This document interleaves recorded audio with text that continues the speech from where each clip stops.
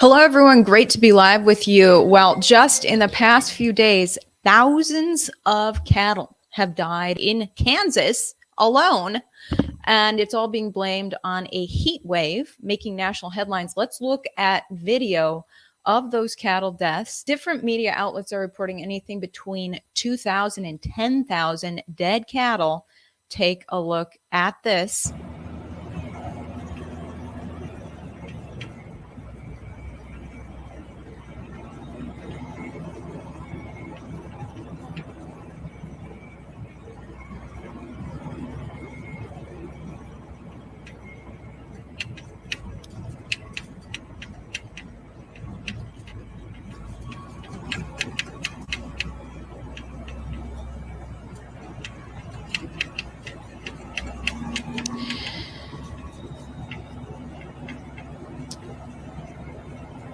Reading NBC, NPR, and the local news, they're all citing the fact that the weather went above 100 degrees in Kansas. Apparently, this was southwest Kansas, although some people are saying, some news media are reporting it was northwest Kansas. I'm going to look at some key things the media is not reporting on associated with this, and also get my rancher friends' take on this. It's very hot in Texas right now, where I'm located, and we've got a lot of ranchers here in Texas too. So we're going to get a full-scale look at what the heck is going on, as well as strange things that happened last year. Before we get into it, shout out to the sponsor of my coverage. Now, with inflation now at 8.5% and maybe higher, don't you think you need to be smarter with your money? You need to grow it, not shrink it. We need financial freedom, not debt. Start a gold IRA with Noble Gold now, and you will be safe. And this month, for every cash deal above $20,000, you'll get an incredible 3-ounce silver American Virtue coin completely free as a thank you. This cool one in a case. You can't go wrong with Noble Gold. Call 877-646-5347 now to find out more. You can also visit noblegoldinvestments.com, link down in description. A lot of people switching to gold and silver investments right now as weird things are happening with our economy, and a lot of those weird things entail the agriculture industry. Now, I heard back from my rancher friend here in Texas, Polk County. It's just around 100 degrees right now. High today is 99 in Texas. We've got a lot of ranchers. Now, my friend who owns a ranch said he's aware. He said, quote, "I'm aware of the recent die-off in Kansas. Excessive daytime, nighttime heat, calm wind, and high humidity can be catastrophic on cattle, especially dark black-hided type cattle. Factor in they were at a feedlot and the stress associated with that, a perfect storm." So he's saying he can see how it could happen. He sent me a picture of his cattle here in Texas. They're doing just fine, even with their dark hides.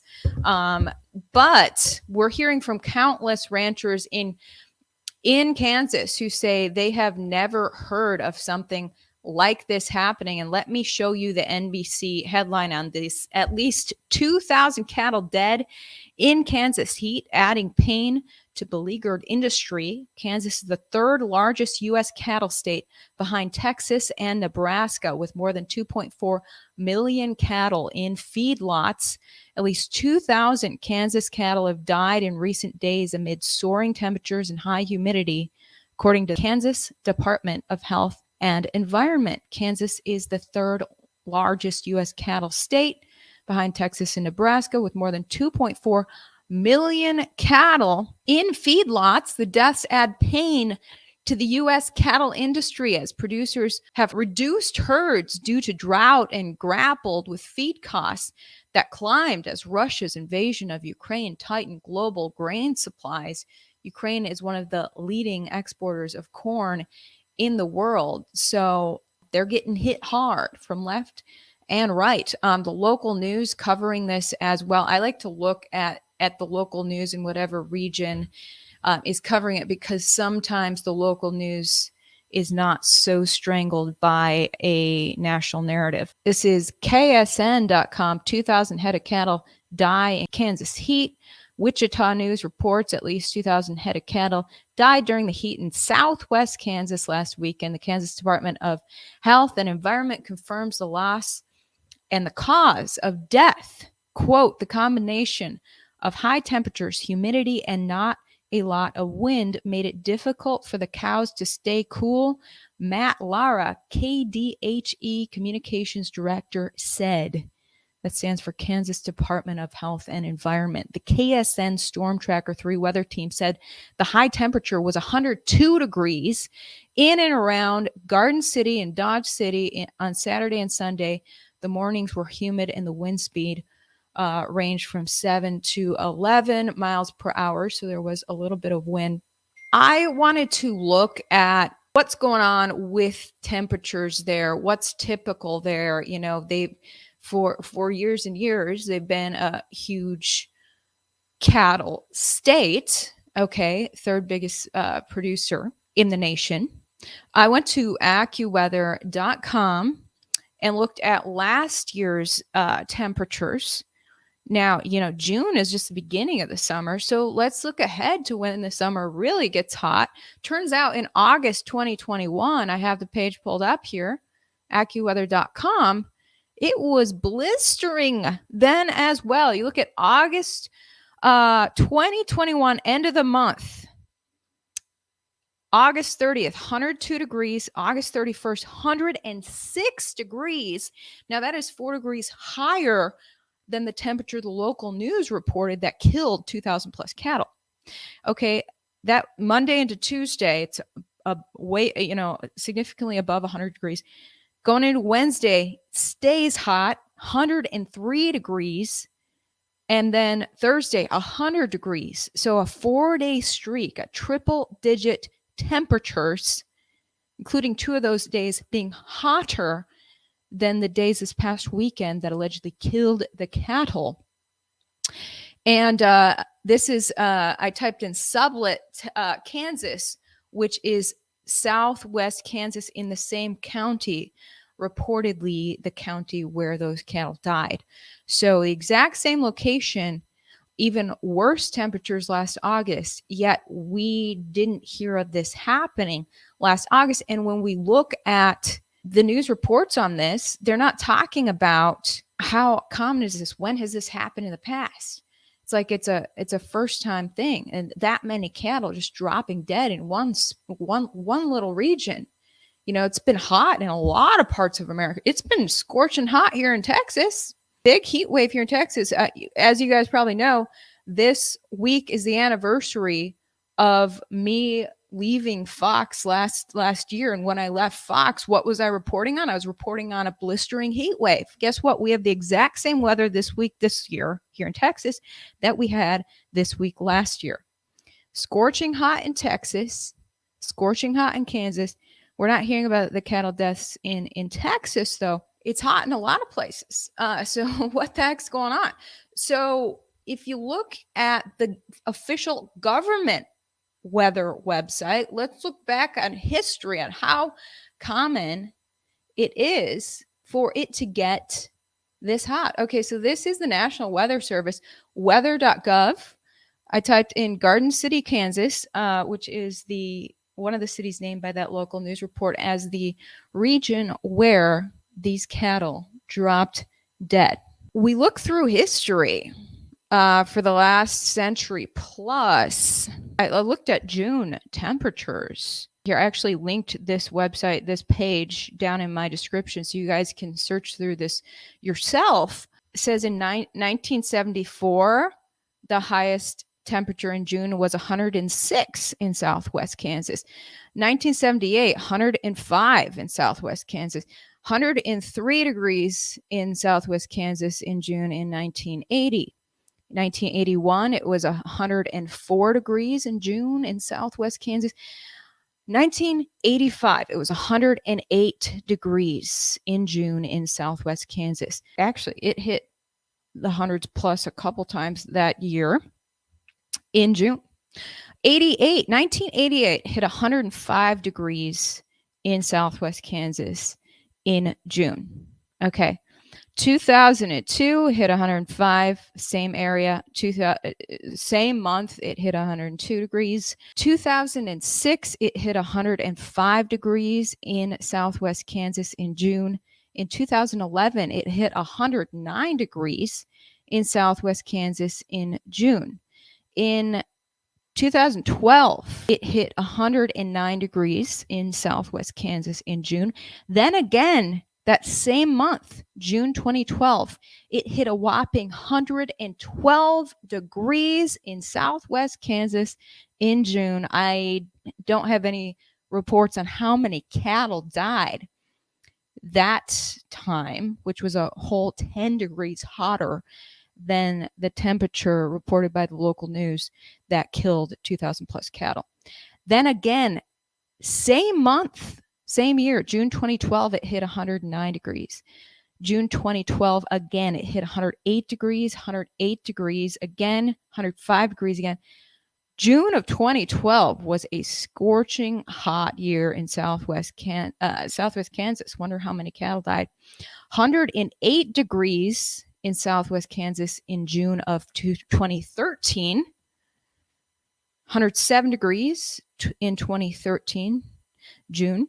Okay, it keeps going, you guys. Pretty much almost every year going up here. 2021, last year in June, according to the National Weather Service, it hit temperatures of 105, 106, and 104, all in the month of June in 2021. Okay. And we didn't hear about thousands of cattle dying in southwest Kansas last June. So what the heck is going on? Why did this many cattle die this time around? Maybe it's like my rancher friend here in Texas said, a perfect storm. I don't know. But I just thought that was really interesting. I'm wondering why the media is not investigating. They're just saying, it was the weather. Take the USDA's word for it. Take agricultural officials' word for it was the weather. Yet the weather in southwest Kansas, according to the National Weather Service, is that way very, very often. That's apparently summers get scorching hot in southwest Kansas. So what was different this year? I want to know. And we've got our friend Robbie Starbuck chiming in on this. He says, quote, "They did not die of extreme heat. I talked to multiple ranchers since I saw this video, one from Kansas, and they all say this needs to be investigated ASAP to get to the bottom of this, because there's no way heat caused up to 10,000 cattle to drop dead. This is not normal." Yeah, the description in that first video I showed you at the beginning of my YouTube, which Robbie is sharing here, said it was 10,000 cattle. Most of the mainstream media is saying 2,000 plus. But some of the reports note that the number that's been counted so far is only the number that is known based on ranchers asking for help, reporting the deaths, asking for help moving the dead cattle. So there may be ranchers out there who have not requested help for their dead cattle, and therefore the number may be much higher than 2,000 cattle. Robbie goes on to say the Kansas rancher said it was hot, but not temps they've never seen before. They said it could be as simple as a lack of water access or something else, but that the heat alone doesn't explain it. Many possibilities, but all of them agree it wasn't the heat. The rancher also said they aren't sure it was 10,000 cows that died. They're hearing 3,000 plus, but said it's still just bizarre. At any rate, I've seen many estimates. Thousands of calves died, and the ranchers say heat makes no sense, as their cattle experience the same with 0 deaths. So his friends who are ranchers there said that, it was hot on their ranches and none of their cattle died. So what happened in this little region? people are trying to figure out, and it's sketchy to a lot of people as to why that is. I found this Lancet report on this is a Lancet study on heat stress, because media reports say that it was, quote, heat stress that caused these deaths. Lancet study from last year, quote, impacts of heat stress on global cattle production during the 21st century. They're studying how heat stress affects cattle in these past few years and projecting how that is going to affect the production of meat and milk in the coming years, estimating figures up to mid-century 2045 and then up to 2085. And they're saying that heat stress is only going to increase due to climate change, and therefore we are going to see significantly less production of milk and meat due to that. Now, I searched the word death and I found just one area where they're talking about death. So this big study, basically, it appears that death is not a big result of heat stress. Heat stress can just cause a cow to, I guess, produce less milk or meat, but it doesn't always kill the cow, except for where they talk about it right here. Quote, the total reduction in meat production due to reduced DMI, which I understand is the intake of food, that what the cow is intaking, was then calculated. In some situations, we found that the reduction in dietary MJ, metabolizable energy per TLU, exceeded the energy content of the baseline meat production per TLU in that system in that country. Yeah, there's too many acronyms in here. In these cases, the additional energy loss was allocated to animal deaths on the basis that maintenance energy requirements would not be able to be supplied to those animals. Mortality in the adult dairy herd was treated in the same way, and the adult animal losses from the dairy herd added to the animal losses from the beef herd.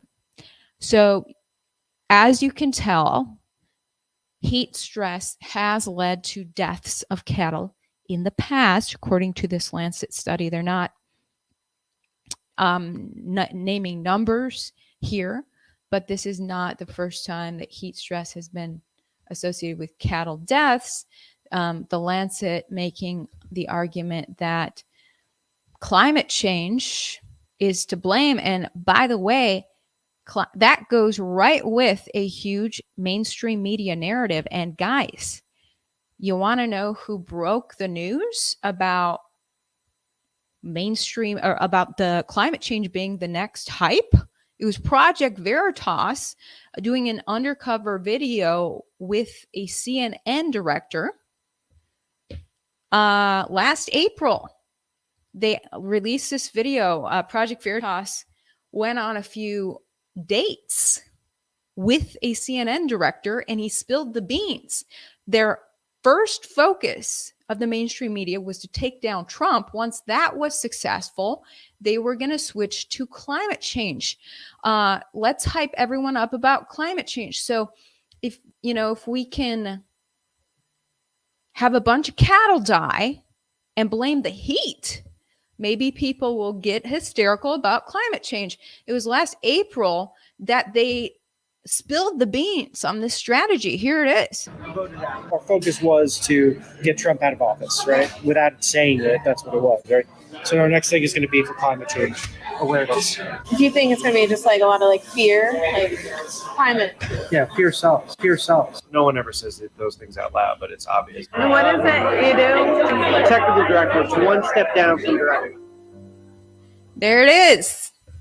So it's not even surprising to see the media hype this stuff up and blame all these deaths on the heat, even though it's always, I mean, I showed you the National Weather Service numbers from past decades. It's always gets that hot. It always gets into the triple digits in Kansas. So what's really going on? It's clearly not just the heat. Maybe the heat was a contributing factor. Obviously, the cattle are dead. We saw the video, but what's really going on?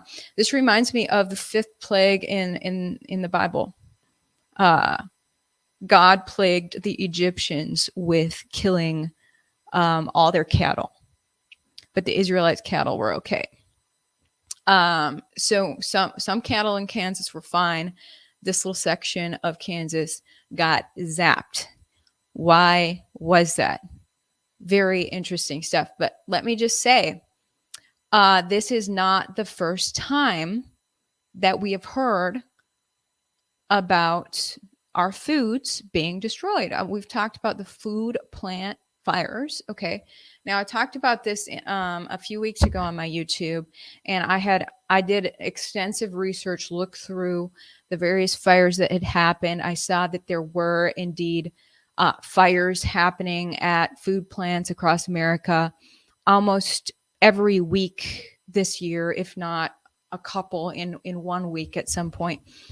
And then I looked at other plant fires and factory fires, and me being a reporter on the ground for basically the past decade, having been at factory fires. Now I live in Houston, Texas, which is a big oil and gas producer. So they have a lot of oil and gas plants, and those catch fire every year. There's one of these oil and gas factories catch fire. So I've looked at factories and seen how there's a million things that can go wrong in their equipment that can cause a fire. And so I thought all that through, and I said, is this unlikely? How likely is this? How normal is this? And it seemed like it was somewhat normal, to have one food plant across the entire nation catch fire in a week.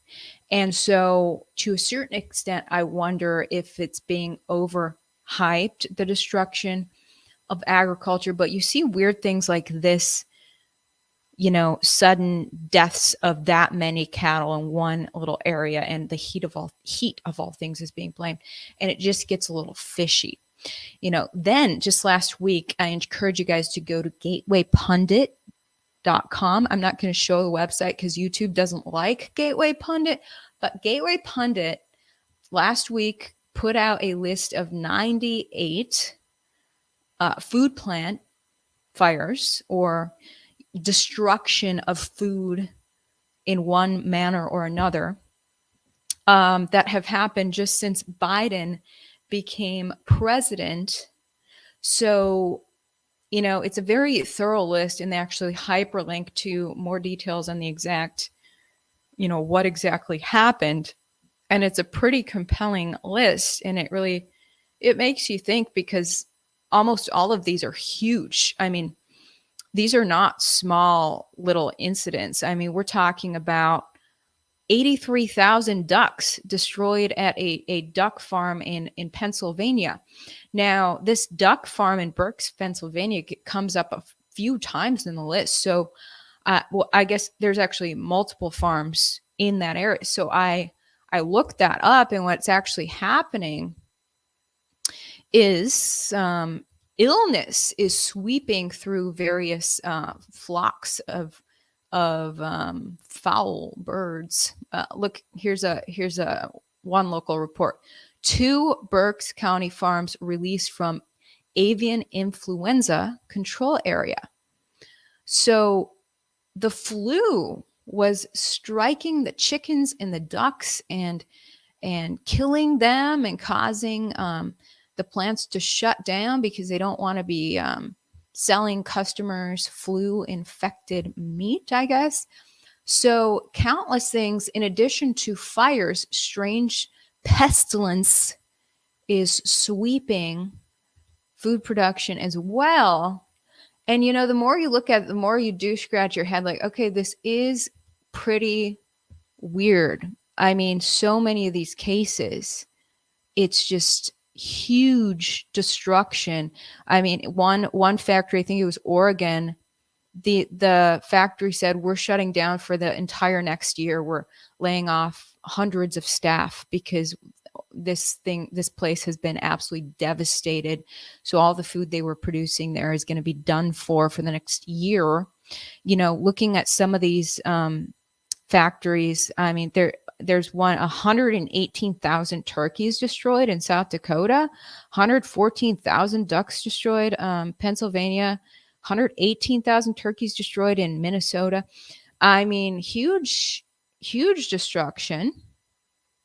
What is going on? So 2 million chickens destroyed at an egg farm in Minnesota. So it makes you wonder. It really makes you wonder what the heck is going on. I mean, things can go wrong at big factories, but for this many huge factories, it just makes you scratch your head about it. Now I want to bring up something that has stuck in my mind since last year.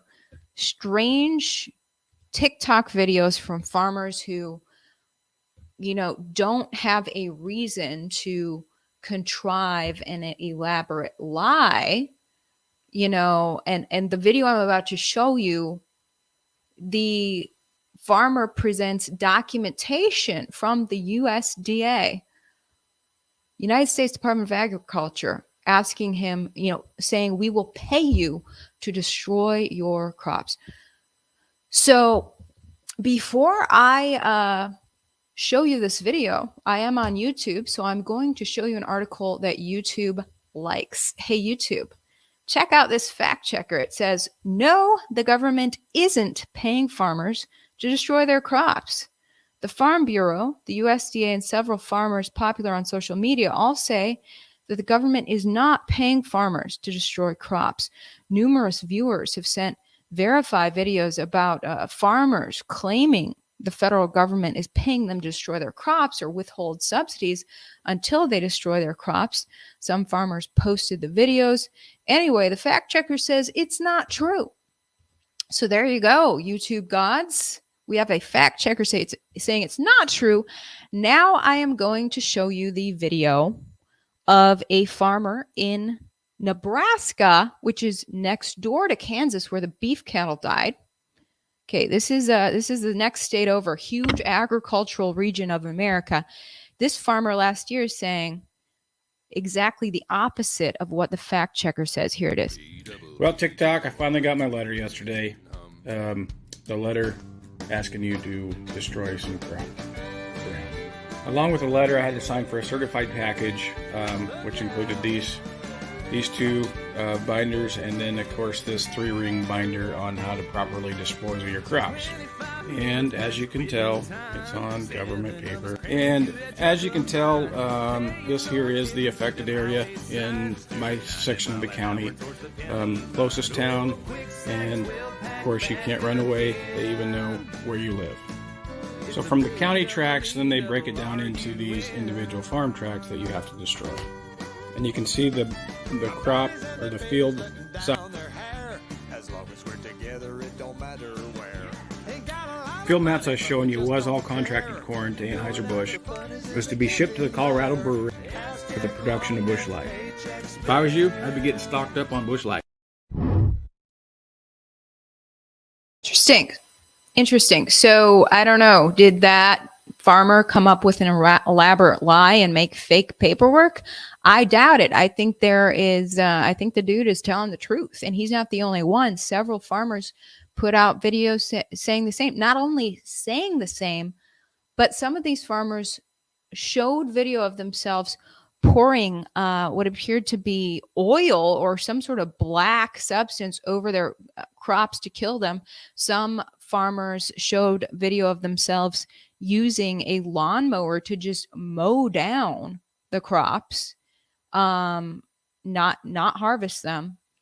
because the government, the USDA wanted to pay them 150% of what they would get paid if they harvest it. So even more money if they simply destroy it. Now, is that so hard to believe when we see other articles, past articles of similar situations? Here is CNBC reporting Biden's climate change strategy looks to pay farmers to curb carbon footprint. The Biden administration is looking to steer farm aid from the USDA's Commodity Credit Corporation to encourage carbon emissions reduction on farms by adapting more regenerative practices. Experts estimate that American farmers can sequester a large enough portion of emissions to avert a climate catastrophe. If the government supports the farmers who are getting good results, everyone else will follow, said a fourth generation cattle rancher. So they've, the government has actually been embedded with the agriculture industry for some time. And there's this other article from Politico, a program that pays farmers not to farm isn't saving the planet. Did you guys know? Politico's reporting it's been decades that the government has been paying certain farmers to not farm. It says here, quote, a decades-old program that pays farmers to leave land fallow is being heralded by the Biden administration as a climate solution, but environmentalists don't see it that way. Now, farmers get subsidies every year for their agriculture work. I'm sure it's the same with cattle and poultry. They get subsidized to offset taxes. The farming industry has been in bed with the government for many moons. And actually, I grew up in an agricultural region of Wisconsin, and my neighbors, each year that we would drive past their farms at harvest time, they would always have a slim strip of corn. They would have several slim strips of corn that they did not harvest that stood straight up. They would harvest all the corn except for a few little strips of corn. And I was like, why is that? Well, the reason they would do that was so that the government could come in and survey their crops and see how corn production was that year, and then I guess allocate subsidies appropriately is what I was told. So, every year they'd have the big brother government coming in, patting their back, giving their, padding their wallets. So, these farmers have been very closely associated with the government for many moons. So if the government tells them to destroy something, they are doing it, as they said themselves on TikTok. Now, I'm just wondering if by chance some accident happens at a farm where, accidentally some cows got too hot and a bunch of them died. How much does their big buddy government come in and help them? What is the deal between these farmers and the government if they accidentally lose half of their cattle? How much is the government going to come in and pat their back and pad their wallets? What is the deal? I would guarantee you that rancher who just lost 2,000 plus cattle is going to get a big reward from the government for losing those cattle. So I want to know what's really going on monetarily. The first journalist I ever met said, follow the money.